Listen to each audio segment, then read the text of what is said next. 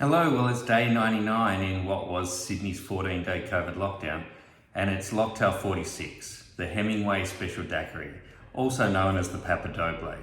Now the story goes that the famous Cuban bartender Constante Vert, who operated La Floridita in Havana, Cuba, and is also credited with inventing the frozen daiquiri, met Ernest Hemingway at some point in the 1930s when he was regularly in Cuba.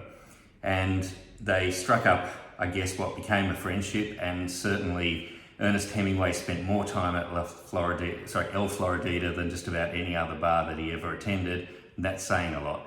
And tried one of Vert's daiquiris and said, less sugar, more rum.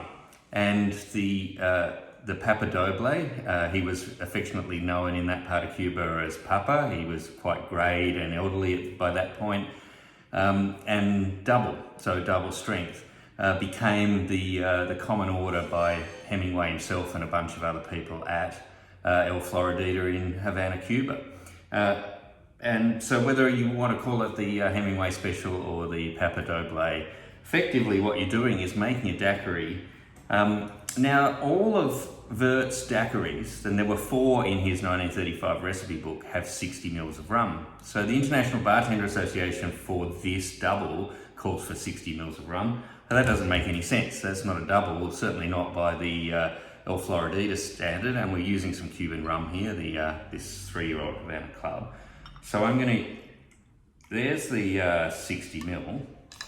So that would give us a El Floridita standard, and I'm going to add at least another 30 mil, closer to 45. So somewhere between 90 and 105 mils. If you really want to get technical on doubling, go for the 120, but that makes it one hell of a cocktail. So I don't know whether they short poured the doubles or not, but I'm going with 90 mil of Havana rum. There's some recipes call for 30 mil of Luxardo maraschino. That's a pretty strong ingredient. I think closer to 15 mils or just over 15 mils is probably a good quantity. You've already got a lot of rum in there. It was double the rum, not double the maraschino. So 15 is probably plenty. And then somewhere between 15 mil and 30 mil of fresh lime juice. Depending on how much you like lime juice, I guess that was about 20 mil in that pour. And then when... Sure I understand. Oh, yes, go Siri. It's not clear whether this 1930s had grapefruit juice in it or not, but not long afterwards there was the addition of grapefruit juice.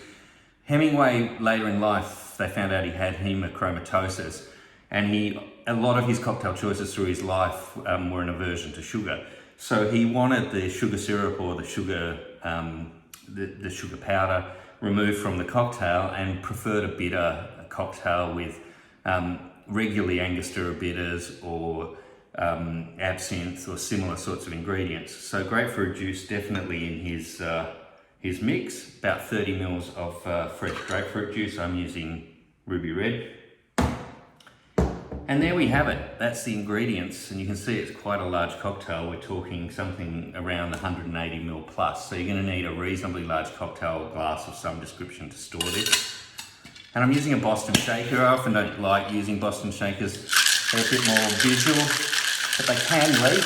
And the other problem with glass and aluminium expanding at different rates is they can get stuck. And they're pretty easy to unstick, but it can make for a messy video if you're standing there for a couple of seconds trying to crack one of these open. Right. There we go. No such trouble. And then I'm just going to use a double rocks glass here.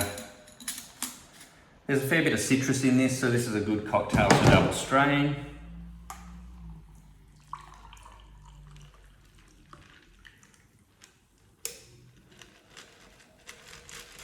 And with all that citrus as well, we get a little bit of a nice white froth. There's no egg white in this. It's still a little bit in the sour category. So there we have it. A Hemingway Special Daiquiri, or if you're going to El Floridita in Cuba and ordering this, you would order a Papa Doble. So here's a Papa Doble. Cheers to Ernest Hemingway, Nobel Prize for Literature in 1954. served one way or another in both world wars, and famous American author.